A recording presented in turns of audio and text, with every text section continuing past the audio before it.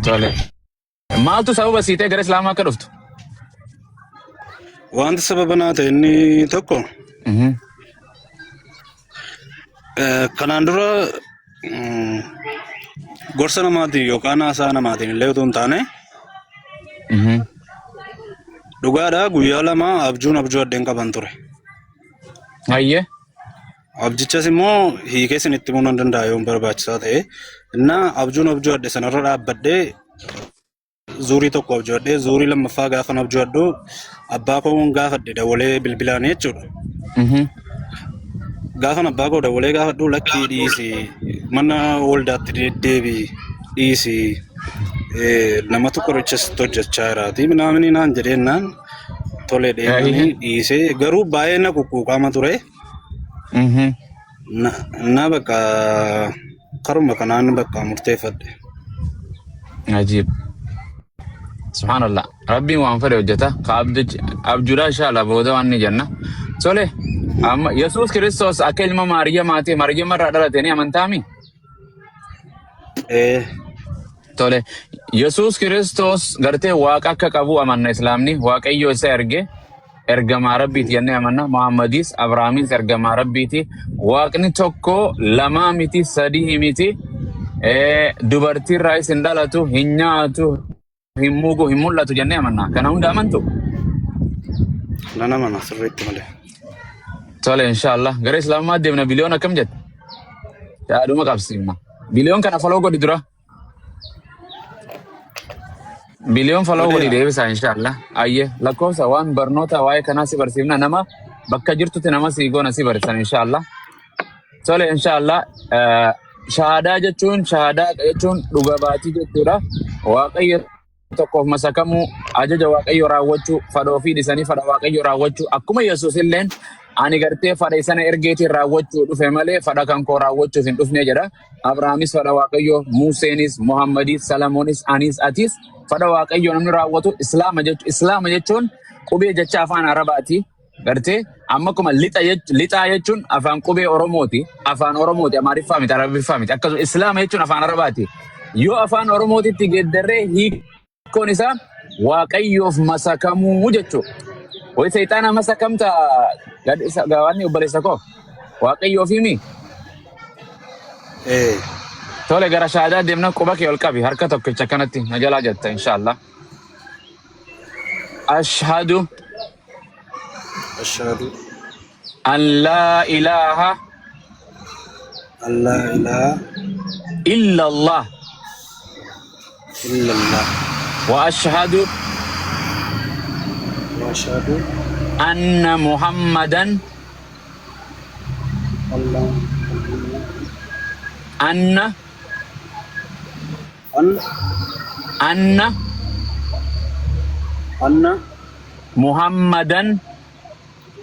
محمدا عبده ورسوله وأن عيسى عبد الله ورسوله أني رقام بها ربي تكو مليكا هكان قبر مهنجرو Rabbi tokko malee kan haqaan gabbaramu hin jiru. Muhammadis garbicha Rabbii fi ergamaa xumuraa ta'uu isaa laphee kiyyaan dhugoomsee arraba kiyyaan dubbadheera. Isa yookiin Yesuus Kiristoos. Rabbiis miti. Ilma Rabbiis miti. Garbicha Rabbii fi ergamaa Rabbii kan saba Israa'el duwwaaf Rabbiin erge ta'uu isaa baradhee baradhee laphee kiyyaan dhugoomsee laphee kiyyaan dhugoomsee arraba kiyyaan dubbadheera. arraba kiyyaan dubbadheera. Yesuus namuma Yesuus namuma waaqninis waaquma. waaqnis waaquma. Allahu akbar. Angaruma bariisa kiyya alhamdulillah galanni rabbiif haa ta'u ka islaamummaa sii kanne cuuphaa fi xabalaa fi bishaan keessa nama cuuphi nama godhii yeella hin jirtu. Jechootuma kanaan islaamummaa fudhatanii alhamdulillah. Allahu akbar. Rabbiin galanni isaaf haa ta'u bakka islaamummaa si fide lakkoofsa kee biliyoonii kenni biliyoonsi dubbisa garee itti barattu keessatti rabbiin jiruu kanaas nurraa haa jijjiiru akkaataa itti sagadduus hunda si barsiisa inshallah tole. Tole tole rakkoon tokko. Bagar islaamaa dhufte anilleen si follow deebisa lakkoofsa kee naa ergita si deebiseera achiin naa ergita si dubbisa baga jiraattee maqaa gammachuu eenyu maqaa Gaaddisaa Gammachiis. gaaddisumatti dhiifadhu gaaddisa jannataa jireenya bara baraa rabbise haa kennu maqaa bareedaadha maammee tokkos maammiin tokko inshallah maammee naa lakkoofsee kana hin dubbisaayyee akkasii jiruu bareedduu naa jiraadhu bakkuma jirtu rabbise haa tiisu islaamummaas barachuu qabda barattee barsiisuu qabda galgala kana sirratti julan yesuusiin gante goofta gante soba birrii barbaada dubartii barbaada deemte sin jedhanii dhufanii warroottan duraan amantii waliin qabdan sirratti kan dulu baay'eedha keessaa fi alangan arguuf teessa murannoo kan keetii jabaadhu amantiin birriin hin madaalamtu amantiin fuudhaaf heerumaan hin madaalamtu baga gara islaamummaa dhufte obboleessa koo inshallah rabbi siif haa laaffisu amantiin tan rabbiiti malee tan arabaatii miti jiruu bareedduu jiraadhu abbaa keetillee gara islaamummaa fiduudhaaf guyyaa tokko murannoo godhadhu inshallah yoo ati baratte quraanas wangeelaas hadiisaas waa hunda baratte gara islaamummaa afeeruun sin dhibdu dura barumsa barbaachisaa jabaadhu kanumaan sin jaa wal jabeessina keessaanii su dubbisa tole. Tole tole waa tokko rakkoon hin jiru. Tole gaaddisaa biliyoon kana biliyoon wal dubbistan inshallah biliyoon hin dagatin atis ayyee cufachuu dandeessa inshallah. Tole tole. Kanumaan sin jira inshallah. Tole. Mashallah. Alhamdulillah. Ayya bisa mujadid turun dufte? Hah? Ayya. Mujadid turun dufte? Mashallah. Cufachuun dandeessa video. Mee kabira ya nun. Namni biraa ergadha lakkoofsa tokko barreeffadha. Mujadid mee dire mujadid mee. Kirri hin qabu inni kirri ofirraa qabu fannoo wayii qabda fannoo. Booniin. Booni ishee itti godhe? Mashallah. Alhamdulillah laka alhamdu. Rabbi galanni isaaf haa ta'u jarana. Hunda keenyaa'u qajeeluma keessaaniifis kannetti hunda keessaniifillee kan biraatiifillee rabbi haa kennu. Nama waaqeessina. Dhiirri akka keenyaan waaqeeffamu. Gartee gaaddisaan dhiiran waaqeessu. Yesuus Maariyaam irraa dhiiratee dhalatee waaqayyoon dhiiraa miti jarana. Wallahi safuudha. Oromoo ilma namaa waaqeessinu mukan waaqee dhiira akka keenyaan waaqeessinu. Waliigallee Yesuus harmee qaba akkuma harmee qabdutti harma isii luugaa ho'aa guddate nyaachisanii irraa qulqulleessaa guddifte gaafa dhalatu iddoo mooraa horiin irraa nyaatu darbitee biraa deemte. Waliigallee soo nama kabajaa qabu Yesuus gartee abbaa malee dhalachuun waaqa naman gootu yoo abbaa malee kan dhalatan taate Aadam haadhaa fi abbaan qabu Yesuus kan kee haadha qaba abbo safu akkasuma gartee heewaan haadhaa fi abbaan qabdu. Maahin waaqayyitti jedha waaqessaa gaggus Aadam waaqessaa gaggus malaayikoonni haadhaa fi abbaan qaban seeyxaanni haadhaa fi abbaan qabu maaloo jedhana waliigallee sammuu kanatti fayyadama uumama tokko malaayikaa fi lafaa fi waaqarratti illee waan inni takka kan waaqeeffamu hin jiru waaqayyoo tokkicha isa bukketti ana bukketti abboomii kurnan keessatti waaqayyoon tokkoffaa abboomii tokkoffaa ana bukketti laa tushrikuu bihi shay'an ana bukketti hin qindeessina qaama tokko ana waliin hin waaqeessina hin sagadinaaf jedha. Allahu akbar.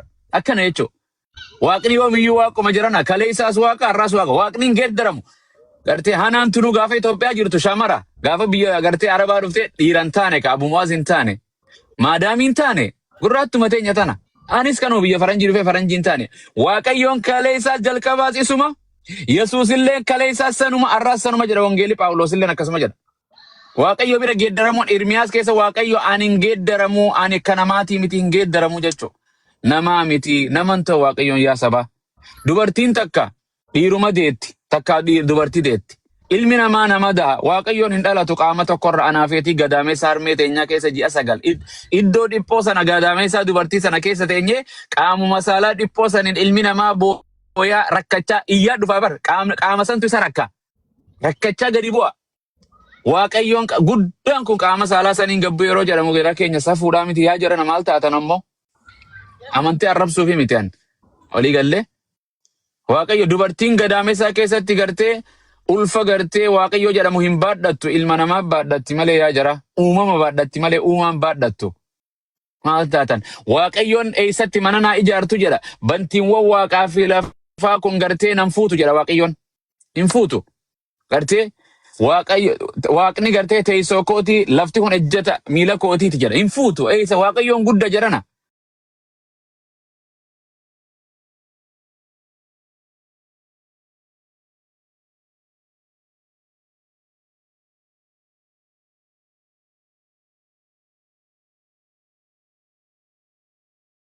Ana nama naazire jedha Phaawulos gaafa isa duuka deemee barbaadu gartee ari'atamu eenyu ati jennaan ana gartee Yesuus jedheen Yesuus ana nama Yesuus ani nama jedha ilma namaa isa waaqarraa dhufe sana malee homtinu gara waaqaatti ol hin baane jedha gartee yaa barsiisa jedhanii Yesuus Kiristoos inni gartee bal'aan jaamaan ijji banamteef ka Yesuus baneef sanuu maal jedheen mee maal eenyu jettee nama kana maal eenyu jettee yaadda jennaan kun raajii nama naazire raajiidha kun waan waaqayyotti kan hojjetee nama Maryam Yesuus namatti beekti Yoosef Yesuus namatti beeka waaqayyo abbaan Yesuus namatti beeka Yesuus namatti of beeka anaafeti Oromoon irra gartee jaarraa 20 takkaa dhufneeti gartee waaqa godhanna yoo addunyaan kun Oromoon uttunii fi addunyaan tun itti walii galtee Abu Mu'aaz waaqa nu haa ta'u jedhe ta'uu hin danda'u ani Abu Mu'aazuma hin ta'u baaliyyoo kanarra waaqa godhannaa hin waaqessinoo inni baaliyyoo malee waaqa hin ta'u fakkeenya isinii godha biyya Hindii keessatti maatiin wal keessa jirti maatiin takka Islaama maatiin takka Budaayizim maatiin takka Judaayizim maatiin takka sanga waaqessiti waaqa jedhanii sangaa isaan qulqulleessan kana bitatan fuudhanii gartee Islaamni manuma tokko keessa qalatee foon horii sana nyaata kuni waaqa kiyya jedha Hindii keessatti addunyaarraa amantaan guddoon jara kanaa gartee Oromoo Islaamaa Kiristaanaa waaqeffataa walitti dabaltee jara sanitti hin qixxooynu sanga waaqessan mee guyyuma tokko yaaddu yaa sabaa sangaan dibichi gabbee ani waaqa keessa na waaqessaa jedhe jettee yaaddu no hin jenne ofiif waaqessan Yesuus illee guyyuma tokko gadi bahee ani waaqa keessa na waaqessaa hin jenne ilmoo namaatii tokko na lafaa kee waaw saalqunnamtii ala dhalatee kanaaf waaqa tahaa qulqulluu jedhanii akkanumatti lafa haa dhalatu ka dinqii waaqayyoon raawwate anaa fi ati bishaan sanirraa bishaan isparmii dhangala'aa harmee kootii fi abbaa kootii gadaameessaa keessa walii dhufeerra anaa bareedduu baaliyyoo bareedduu dhiiraa fi dubartii godhee ana godhee argamse bishaan dhangala'aa namni ofirratti harka ofirraa qulqulleessu huccuu sanillee gatee miicu sanirraa lubbuu godhee bishaan sanirraa nun dhumne jara keenya dinqii miti biqiltuu takka firii goommana boqqolloo garbuu xaafii talbaa darbitee firii meeqaa biqila eenyuun lafa keessaa baase biyyee keessaa waaqayyoodha. Waligalee inni Maryamu uume inni Yesuus uume inni anaafis uume waaqayyo tokko nuuf waaqayyo tokkichaa mijiraa miti jedhe Phaawulos innis abbaa isa waan hundumaa uume jedha Qorintoos keessatti hunduma keenya gartee eenyu na waliin jira jedha waaqayyoon gartee Ermiyaas keessattis eenyu na waliin jira Isaayyaas keessattis gaafaan gartee lafa kana diriirsu nam tokko maanni osoo yeellam jedhe boo hin jirtu ofii isaatiif godhe waaqayyoon. Waligalee Yesuus Kiristoos waaqayyo irratti hirkatee jiraata yaa sabaa Yesuus Kiristoos abbaa malee jiraachuu hin danda'u akkuma naan waaqayyo malee jiraachuu hin danda'u Yesuusis jiraachuu hin danda'u nyaataa fi dhugaatiif isarratti hirkata hirriba isaatiif isarra hirkata ka'uu isaatiif waaqayyootu raffisee isa kaasa ofirratti hirkata akkuma gartee du'ee jedhanii amansanatu Islaamni gartee hin amanu wangeela keessatti illee boqonnaa hin duune jedhus hin jira gartee warra du'an keessaa waaqayyo isa kaase jedha hindee namni ajjeesee Roomaan warri Roomaa ajjeesee fannisee tumee awwaala geessee guyyaa 3 booda waaqayyoon warra du'an keessaa kaase jedha waaqayyoon eenyutu namni fannisuu dandeeyaa sabaa abiyyuu fannisuu hin dandeenyu waaqayyoon hin fannifamu jedhana akkasii kanuma sirra yoon isinirraa gabaabse gaariidha eenyu jirame namni bira kan bira ameeksiin kun islaama moo kiristaana baaliyyoo alii baga dhuftan assalaamu alaikum isinit dabarsaa konkolaataa keessaan taa'u jira dadhabe Ustaz, assalamu alaikum. La ilaha illallah. alaikum salaam maannoo eenyu Akkatti si yaade la ilaha illallah. Baaliyyoo afaan isaa qabu rabbichuuf hin jedhu maal abboo? gurbaa jirtu Maal falle miyuuti maka wadee ta'aa jira adda rabbii wayii takka shukeedhe. Daawwa jira irraa isa dubbata. Osoo feemasa wanni dhufan hun dubbatan na waliin irra. Hafuura kiyya kana waliin. Cal jeeta mubaarakuu osoo dhufe irra. Eenyu dubbata na jala. Alhamdulillah. Ayyee maal jettan mee Ameeksi baga jiraatte ebboo hundinuu. Ismaa'il Abdiisaa Bakka nu jiraatan. Aliinis baga dhuftan.